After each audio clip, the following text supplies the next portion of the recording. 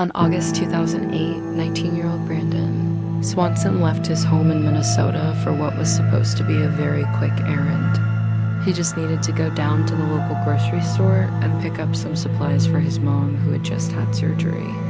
But he never came back home. What happened to Brandon? Did he get into a car accident? He explained that Brandon was only 19 years old and had no reason not to return home right away. Brandon was also autistic, which made his family even more concerned about his well-being. It seemed as though their son had simply vanished into thin air, but they weren't giving up. And most importantly, where is he now? They learned that Brandon had been struggling with depression and anxiety lately. He was seeing a psychologist and taking medication for his conditions, but it seemed as though things were getting worse rather than getting better. In fact, a friend told police that Brandon had been acting erratically and talking about wanting to hurt himself. Could this have led him to run away from home? Maybe. What pushed him over the edge? And where has he been for the past 12 years? That someone close to him, maybe even a family member, was involved in his disappearance. Others believe that Brandon was taken by strangers, afraid to come forward for fear of being arrested for wasting police resources when he disappeared all these years ago. That he was just in the wrong place at the wrong time and was targeted by random kidnappers. Brandon was very close to his mother and would never go more than a day without speaking to her. And even if he was mad at her or upset with her, when a loved one goes missing, it can feel like the world is crashing down around you. You may feel helpless, hopeless, and alone. They can help you find the resources you need to cope with the disappearance of a loved one. But it's important to remember that you're not alone. They've also asked that people remember Brandon for the amazing person that he was, and to never give up hope that he will be found. There are resources available to help you through this difficult time. He wouldn't just run away and not tell her where he was going. It just doesn't make sense.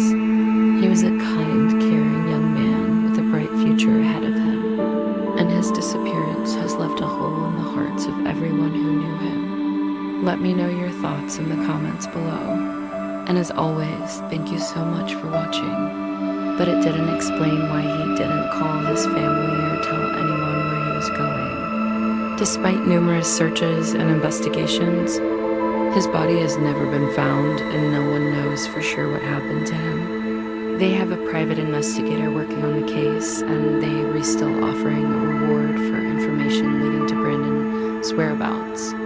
They will never stop looking for their son, and they will never stop hoping that he will be found. Some believe that he ran away and is living somewhere under a false identity, while others think that he was abducted and taken against his will. They had faith that Brandon was out there somewhere, and they would never stop searching for him. Was he kidnapped? Or did someone close to him do something unspeakable?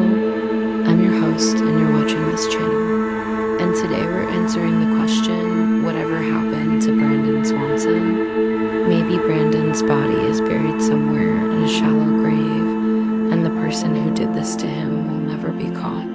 Even though there's been a reward of $100,000 for information leading to his son's whereabouts, nobody has come forward with anything useful to the police. He'd always been an open child who shared everything with them. So why would he keep this secret? The less likely it is that he'll ever be found. As time goes on, leads go cold and witnesses forget details. It becomes harder and harder to piece together what happened. It was around 11:30 a.m. when Brandon Swanson left his family home in Esami County, Minnesota. His mom, who had recently had surgery.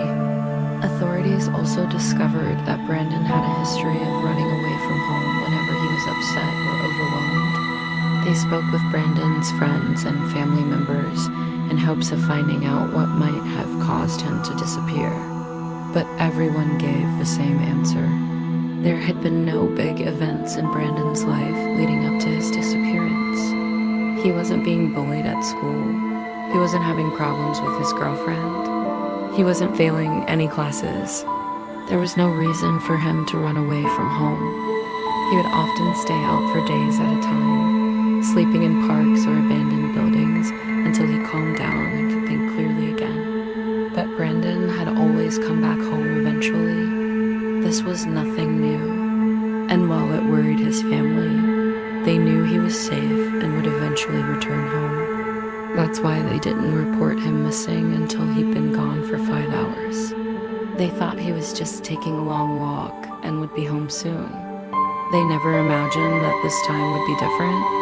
He needed some supplies from the grocery store about 3 miles away, and asked her son if he could run to the store for her. After all, it was quite a walk, and Brandon didn't have a phone with him. It was out of character for him to be gone so long, without telling anyone where he was going or when he'd be back.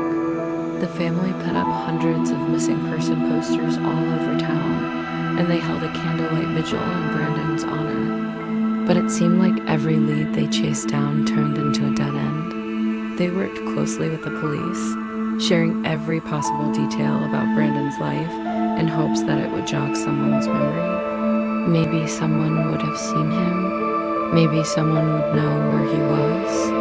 But unfortunately, it seemed that no one had seen him since he left the house. So Mark decided to drive around the neighborhood looking for him. The trip should have taken no more than 20 minutes, but after 2 hours, Brandon still hadn't returned home. Concerned, his father Mark set out to find him. Mark first went to the store to see if his son needed any help getting home. At 4 p.m., nearly 5 hours after Brandon left the house, Mark contacted the police to report his son missing. Over the next few days, as days turned into weeks and weeks turned into months, the family began to lose hope. But why did Brandon leave the house that day? Why did he never call his family? Why did he not tell anyone where he was going? As investigators worked to answer these questions, Brandon was also very familiar with the area and had never gone anywhere without telling his parents before. During the investigation, but why did Brandon decide to run away from home this time? Was there something in his life that pushed him over the edge? As the police continued their investigation, so why did he do it? Sadly, the truth is that Brandon's case remains unsolved to this day. In fact, there are many theories surrounding Brandon's disappearance. Some people believe that he was the victim of foul play. There's also the possibility that Brandon's disappearance was not a crime at all, that he did run away and is living somewhere under a false identity. But if he is alive, why hasn't he come forward?